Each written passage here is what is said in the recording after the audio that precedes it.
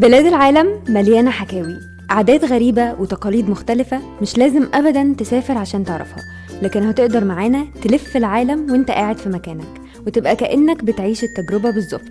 أنا جنى وهكون معاكم في بودكاست بلاد العجائب. في كل حلقة هناخدكم رحلة صغيرة البلد وهنعرفكم عاداتها الغريبة ونعيشكم معانا قصتها. هي بلد جمالها غير عادي، جبال وخضار، بحيرات ومحيطات، وفيها الحيوانات بتتمتع بحريات. البلد دي تبقى كينيا. النهاردة في رحلتنا رقم 102 في بودكاست بلاد العجائب هناخدكم في رحلة ممتعة جدا لدولة كينيا اللي أنا بسميها دولة السحر والجمال. برغم من أن نيروبي هي العاصمة، لكن مدينة مومباسا في كينيا حكاية تانية خالص. مومباسا هي تاني أكبر مدينة في كينيا، وكل شبر فيها بيتميز بحاجة معينة.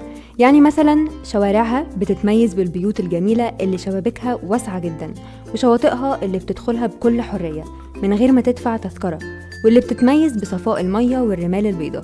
وبما ان كينيا مشهورة بالأفيال، فهتلاقي في أشهر شارع في المدينة تمثال أنياب الفيل. أما عن جوها فهو متقلب شوية، ساعات مطرة، ساعات سحاب، ساعات شمس، لكن برغم كده هو في الأغلب معتدل، صيف وشتاء.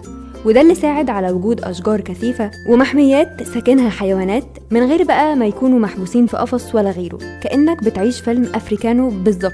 هناك هتقدر تمشي في حشائش السافانا اللي ياما درسناها في الجغرافيا، وكمان هتقدر تشوف سيد قشطة اللي بياكل أكتر من 25 كيلو زرع في اليوم، وما تتخضش لو لقيته بيتمشى جنبك بالليل، ده عادي جدا.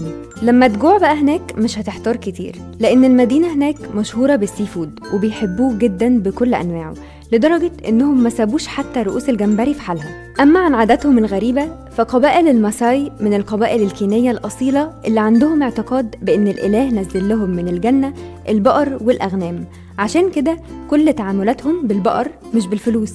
يعني مثلا مهر البنت بيكون بعدد البقر مش بالذهب. لكن برغم عاداتهم وطقوسهم الغير مألوفة، إلا إنهم لذاذ جدا، وتقدر تروح تقضي يوم معاهم وتتصور في واحدة من أكبر المحميات اللي اتسمت على اسمهم، وهي محمية ماساي مارا. نيجي بقى للشاي اللي ما بنقدرش نستغنى عنه بعد أي أكلة. كينيا بتعتمد بشكل كبير على زراعة الشاي وتصديره لتحسين اقتصادها، حتى إنها بقت ثالث أكبر دولة لتصدير الشاي في العالم بعد الهند وسريلانكا، وده لأن الدولة بتتميز بالتربة الحمراء والمناخ المناسب.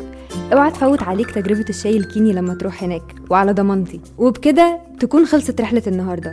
الرحلة اللي جاية هتكون لمجموعة جزر داخل المحيط الهندي تابعة لدولة معينة في أفريقيا.